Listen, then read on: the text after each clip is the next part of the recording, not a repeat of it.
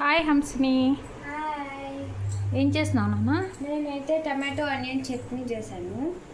Tomatoes, onions, వెల్లుల్లి, మిరపకాయ, కొత్తిమీర అన్నింటినీ ఆయిల్లో ఫ్రై నాకు చేసుకోవాలి. కొంచెము థ్రోట్ ఇన్ఫెక్షన్ ఉండి అస్సలు హెల్త్ బాగాలేదండి. సో నేను రెస్ట్ తీసుకున్నానని చెప్పి మా పాప ఇక్కడ చట్నీ కోసం అని చెప్పి ఇట్లా వేయించేస్తుంది. ఇంకా మిక్సీకి అయితే వేయాలి. ఇంకా సాల్ట్ వేసేసి మిక్సీకి పట్టేయటమేనా?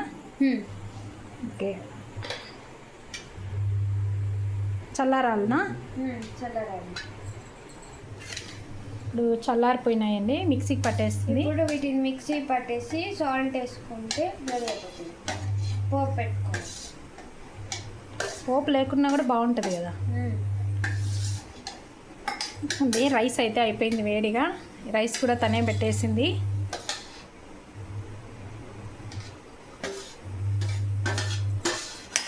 అయితే పట్టేసింది. ఒక బౌల్లో దీనికి ఇష్టం ఉండేవాళ్ళు పోపు పెట్టేసుకోవచ్చు, లేదంటే ఇలాగే అయినా తినుకోవచ్చు. ఇలా అప్పుడప్పుడు ట్రై చేస్తూ ఉంటుందండి వెరైటీగా. కానీ తను చేసే మటుకు చట్నీ చాలా టేస్టీగా ఉంటుంది కదా హంసిని? నువ్వు చెప్పాలా? టేస్ట్గా ఉంటుంది నాన్న. చాలే, వాటర్ ఎక్కువ వేయద్దు. దానికి పోపు వేసేస్తావా? ఓకే. ఇప్పుడు ఈ చట్నీకి పోపు పెడితే రెడీ అయిపోతుంది.